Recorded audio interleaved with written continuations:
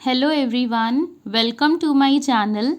Today we will start a new chapter which is chapter number 7, triangles. In this chapter we will study about congruent triangles.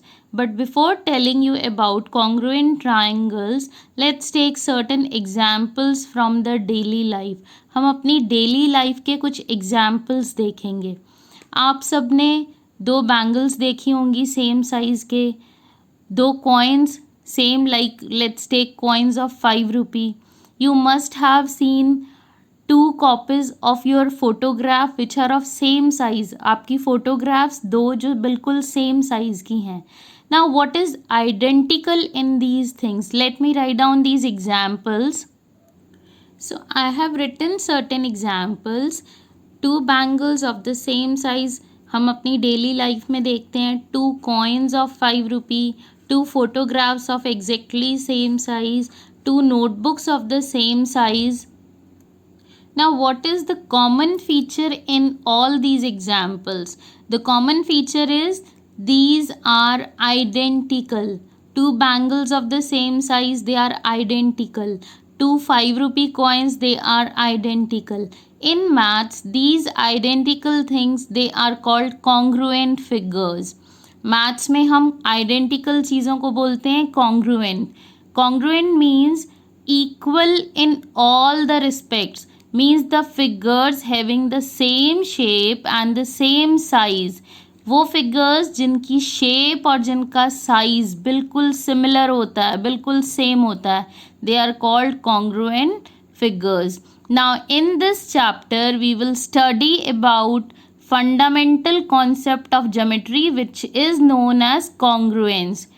This concept is used to classify geometrical figures on the basis of their shapes. ये जो congruence होता है इसमें हम चीज़ों को उनकी shape से डिफाइन करते हैं. नाउ अब आप में से कोई पूछेगा मैम हमें congruence पढ़ने की क्या ज़रूरत है. Now one of the answer is whenever we need to produce identical objects, जब भी हमें बिल्कुल सेम ऑब्जेक्ट्स चाहिए, then we need this concept of congruency. जब भी हमें बिल्कुल सिमिलर ऑब्जेक्ट्स चाहिए जिनकी शेप जिनका साइज बिल्कुल सेम हो, then we need to use this concept of congruency. So let's write down what we mean by congruent figure. Congruent figures क्या हैं? जिनकी शेप और जिनका साइज बिल्कुल सेम है. Let's take two coins of 1 rupee. हम दो कॉइन लेते हैं 1 rupee के. I have taken this first coin and second coin. Now they are similar to each other. बिल्कुल सेम है. इनकी शेप इनका साइज exactly सेम है. If I keep one on the other, अगर मैं एक को दूसरे के ऊपर रखती हूँ, अगर मैं एक को दूसरे के ऊपर रखती हूँ तो ये पूरा ओवरलैप कर गया, नीचे वाला कॉइन हाइड हो गया. So it means these are congruent figures. If we keep one on the other, अगर हम एक फिगर को दूसरी फिगर के ऊपर रखते हैं तो नीचे वाली फिगर आपकी हाइड हो जाती है, पूरी कवर हो जाती है. Okay, so let's write down the definition of congruent figures. Two geometric figures are called congruent if they are exactly of the same shape and the same size. अगर उनकी शेप और उनका साइज बिल्कुल same है then they are called congruent figures. Now the symbol for congruence is this symbol. Okay, so it is the symbol for congruency. Now let's start with congruent line segments. अगर हम geometry की बात करते हैं तो let's start with the line segment. कि congruence तो हमने कह दिया, दो फिगर अगर सेम शेप है सेम साइज है तो congruent है. So how can we say that two line segments are congruent?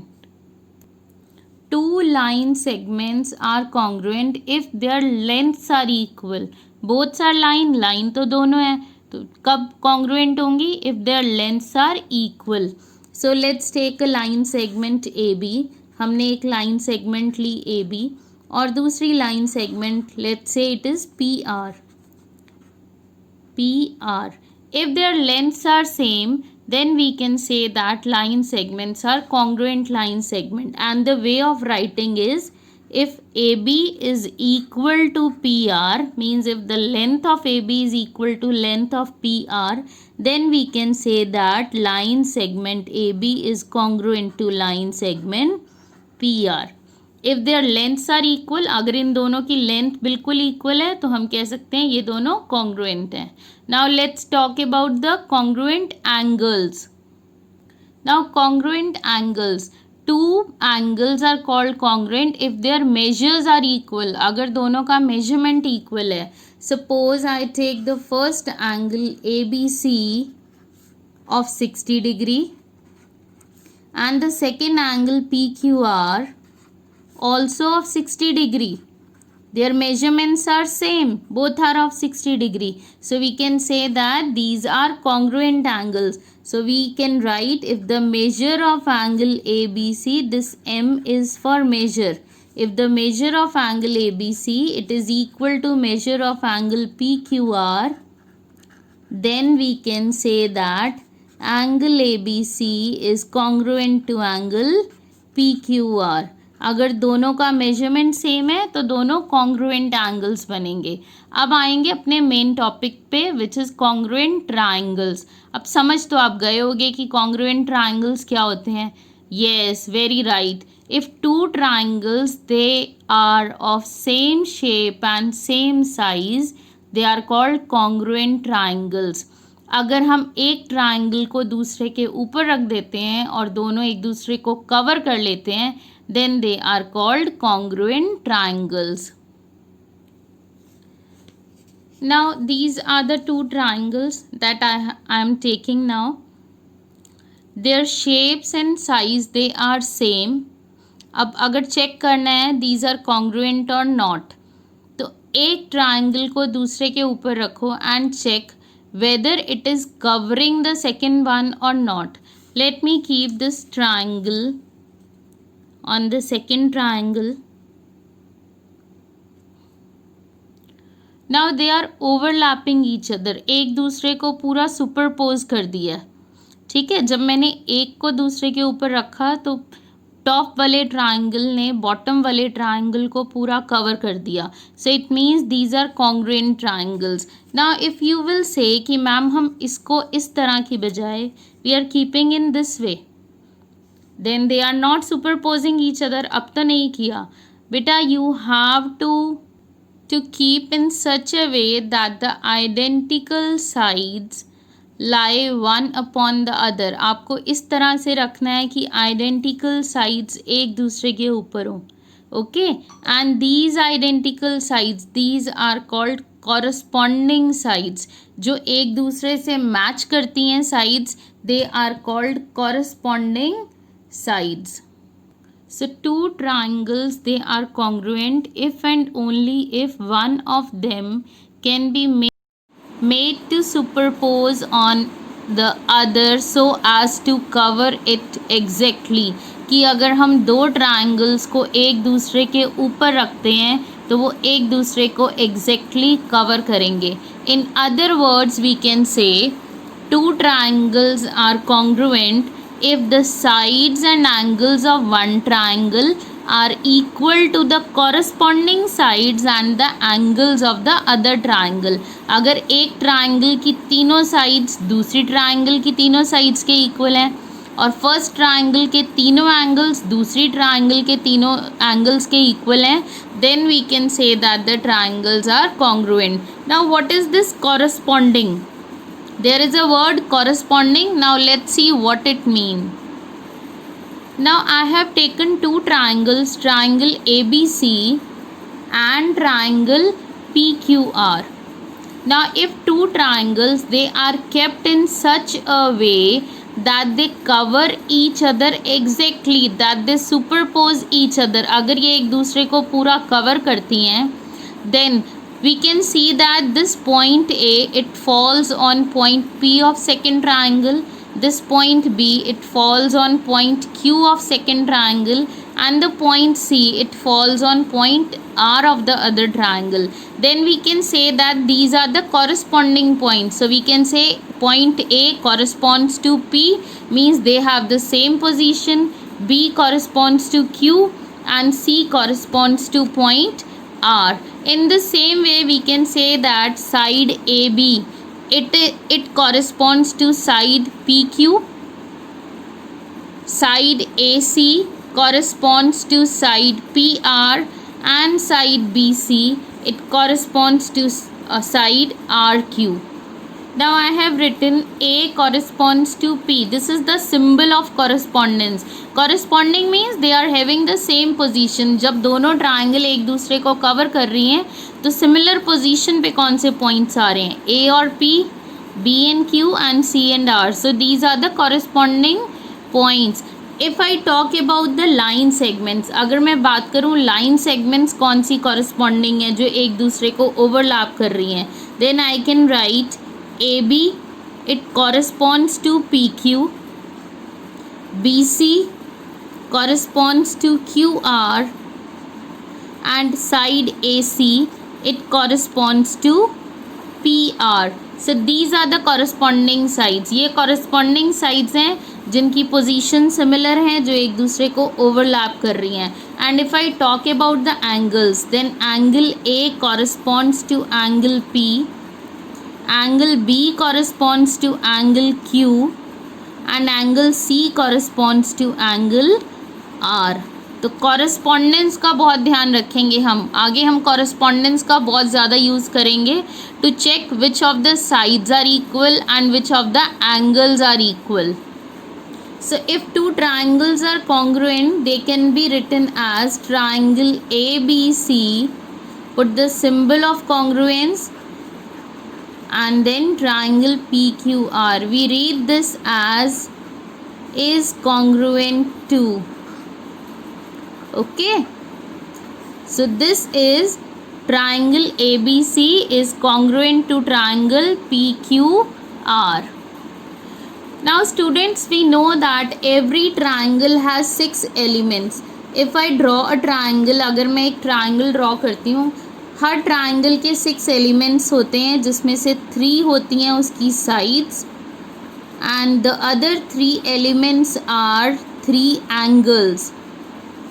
So if the triangles are congruent then these 3 sides of one triangle, they will be equal to 3 sides of another triangle, and the 3 angles of one triangle will be equal to the 3 angles of the second triangle. अगर congruent हैं तो तीनों sides equal होंगी और तीनों angles भी आपस में equal होंगे.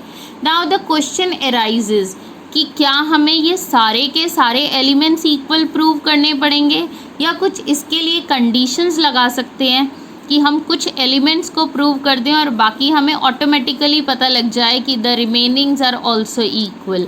Yes, we have certain properties and those are called congruency rules और कॉन्ग्रुएंसी क्राइटेरिया. हमारे पास कुछ कॉन्ग्रुएंसी क्राइटेरियाज हैं जिनमें अगर हम कुछ पर्टिकुलर कंडीशंस के साथ इन टोटल 6 में से, ये टोटल 6 एलिमेंट्स हैं, कुछ पर्टिकुलर कंडीशंस के साथ अगर हम 3 एलिमेंट्स को इक्वल प्रूव कर देते हैं, then we can say that the remaining 3 will be automatically equal और ट्राइंगल्स हमारी बन जाएंगी congruent. Now we will study about the congruency rules for proving the triangles to be congruent. Now we will study about the congruency rules or the criterias. We have 4 congruency rules जिनमें से first है SAS congruency rule. अभी इन सबको हम detail में करेंगे one by one. This S stands for side, then angle, then side. So it is side, angle, side congruency rule. The second is ASA rule. The third is triple S or SSS rule, and the fourth is RHS rule. और एक और result होता है हमारा congruency का जो derive होता है सेकेंड से. So it is a result which is derived from the second result, and it is AAS rule, angle, angle, side rule. So let's study about these rules one by one in detail. Now the first one is SAS congruence rule. It is an axiom. Axiom मैंने बताया था पहले भी कि axioms वो statement होती हैं जिन्हें हम ट्रू मानते हैं, जिनका हमें कोई प्रूफ नहीं देना होता. So axioms are the statements which are taken to be true. जिनको हम ट्रू मान के चलते हैं. So there is first axiom SAS congruence rule. It states that two triangles are congruent if two sides and the included angle, included means जो उन दोनों sides के बीच में है, of one triangle they are equal to the sides and the included angles of the other triangle. कि अगर एक triangle की दो साइड्स और उनसे बीच में बनने वाला एंगल सेकेंड ट्राइंगल की दो साइड्स और उनके इंक्लूडेड एंगल के इक्वल अगर हम प्रूव कर देते हैं, then we can say that the triangles are congruent. और अगर ट्राइंगल्स कॉन्ग्रुएंट हैं तो बचे हुए एलिमेंट्स मतलब जो भी रिमेनिंग साइड्स हैं या रिमेनिंग एंगल्स हैं वो ऑटोमेटिकली कॉन्ग्रुएंट हो जाते हैं या ऑटोमेटिकली इक्वल हो जाते हैं. So I have drawn two triangles. The first one is ABC and the second is PQR. AB and PQ, they both are 4 centimeter. BC and QR, they are of same length 6 centimeter and their included angle. Included means मैंने ये जो दो sides ली थी same lengths की, इनके बीच में angle जो है. So included angle is 60 here and 60 here.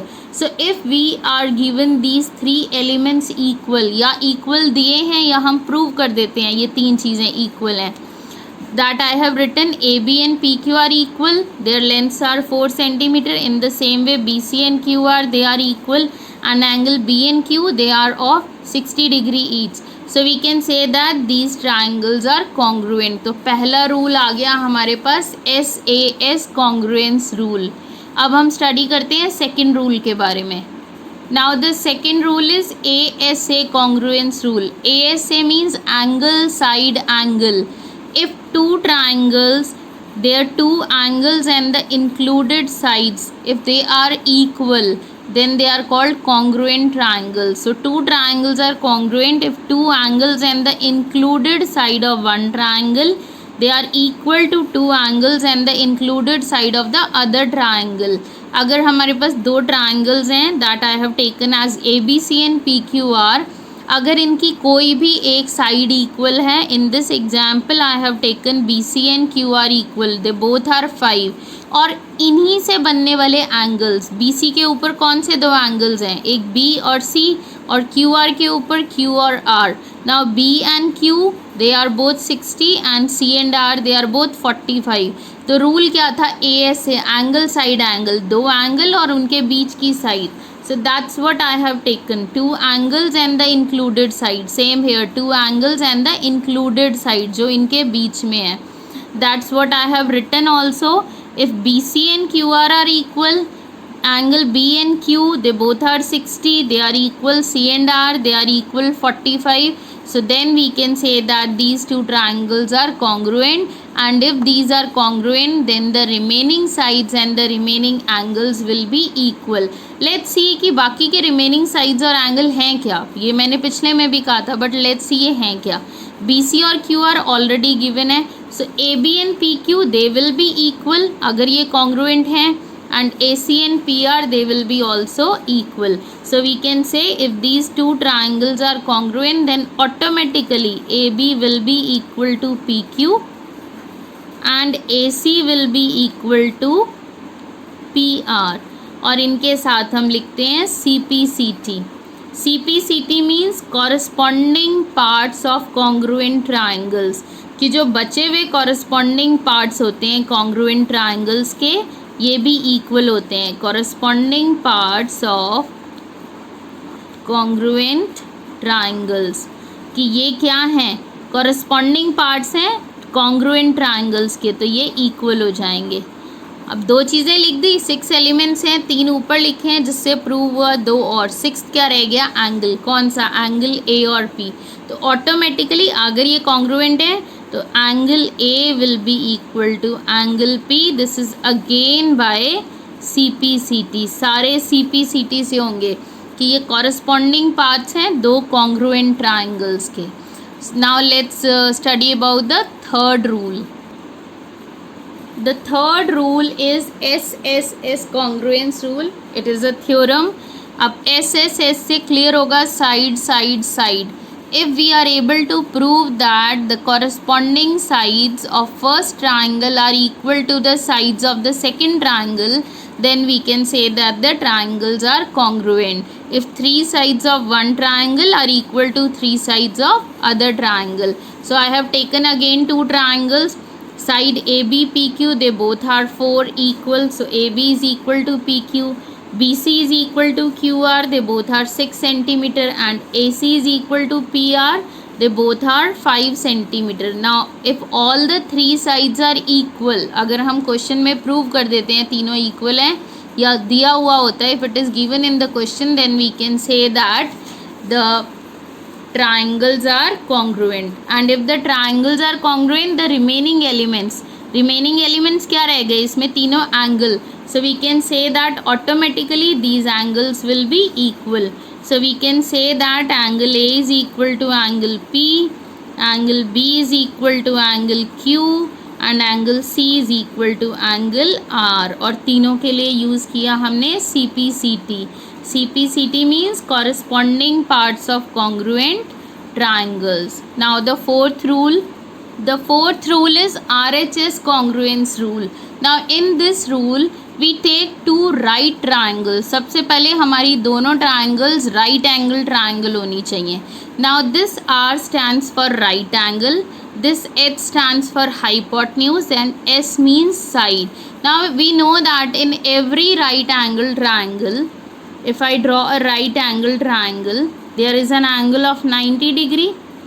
इसके opposite जो side है that is hypotenuse, and these are the two other sides. तो इनमें से कोई भी एक साइड हम लेंगे for RHS congruence rule. Now if in two triangles the hypotenuse and one side of one triangle are equal to the hypotenuse and one side of other triangle, then the triangles are congruent. क्या लेनी है, दो right triangle. So I have taken two right triangles जिसमें angle B और angle Q 90 degree के हैं. अगर इनके हाइपोटेन्यूज इक्वल हैं, here it is AC and here it is PR, they both are 5 centimeter, so they are equal. This angle B and Q, they are each 90, and any one side, हम चाहे AB PQ का pair लें या BC QR का pair लें, कोई भी एक पेयर अगर हम इक्वल प्रूव करते हैं. Let's say BC is equal to QR, so I have written B is equal to Q, BC is equal to QR, and AC is equal to PR. Then we can say that the triangles are congruent by RHS congruency rule.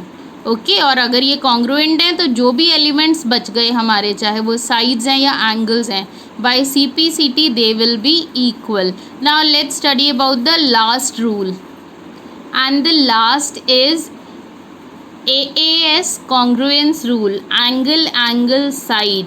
जो second हमने पढ़ा था that was ASA. ASA का मतलब था दो angle और उनकी इंक्लूडेड साइड जो उनके बीच में है. Now this means any two angles and any one side, if they are equal then the triangles are congruent. So I have written two triangles are congruent if any two angles and a non included side, उनके बीच की side नहीं कोई भी side हो सकती है, of one triangle they are equal to corresponding angles and the sides of the another triangle, तो वो congruent बन जाएंगी. जैसे मैंने इसमें लिया, I have taken angle A and P equal 50 degree, B and Q equal 60 degree. अब अगर मुझे इसकी included side देखनी होती तो वो बनती AB और इसकी included side होती PQ, but I have not taken that side. मैंने ली non included side. Non included में दो हैं AC और BC, so I have taken BC and here I have taken QR. तो BC और QR दोनों 10 centimetre, that's what I have written. Angle A and P they both are equal, B and Q they both are equal, BC and QR they are equal. So we can say that the triangles are congruent. और अगर triangles congruent हैं इसका मतलब कि जो बाकी बचे हुए sides और बाकी बचे हुए angles हैं वो भी equal. Let's write down that. इसका मतलब जो साइड AB है वो इक्वल हो जाएगी PQ के, जो साइड AC है वो इक्वल हो जाएगी PR के अकॉर्डिंग टू द फिगर. अब मुझे थर्ड कौन बताएगा element. Okay, angle C and angle R, और एंगल C किसके इक्वल हो जाएगा, एंगल R के. अब ये जो रिज़ल्ट आता है AAR, ये AAS sorry not AAR, AAS rule ये आता है हमारे सेकेंड रिजल्ट से। देखते हैं किस तरह। Now suppose we have two triangles जिसके दो एंगल्स कॉरस्पॉन्डिंग एंगल्स इक्वल हैं, ये 50 और ये 60, ठीक है, और हमें साइड दे रखी है BCQR के इक्वल। अब अगर मुझे इसका एंगल C फाइंड आउट करना है तो I can find it out by using angle sum property of a triangle. Angle sum property states that कि इसके सारे एंगल्स का सम 180 होगा। तो 180 है, ये 60, ये 50, 110 डिग्री, तो हमारा C कितना आ गया 70 degree. In the same way यहाँ भी ये कितना आएगा 70। तो एक्चुअली ये बन गया 2 angles and the included side, and here also we get 2 angles and the included side. तो हमने 5 रूल्स पढ़े। The first rule is side angle side congruence criteria और rule. Second is angle side angle, 2 angle और उनके बीच वाली side. Third is SSS rule, all the sides. The fourth is RHS rule जिसमें हमें लेनी है राइट एंगल ट्राइंगल्स और उनमें हाइपोटेन्यूज और कोई भी एक पेयर साइड्स का इक्वल होना चाहिए। एंड द फिफ्थ वन जो हमने डेराइव किया सेकंड से AAS means any 2 angles and any 1 side. If they are equal then the triangles will be congruent. Okay, I hope this is clear to you. In the next video we will start the first exercise of chapter number 7. Watch this video once more to understand these basic concepts very clearly. Thank you students. Thank you.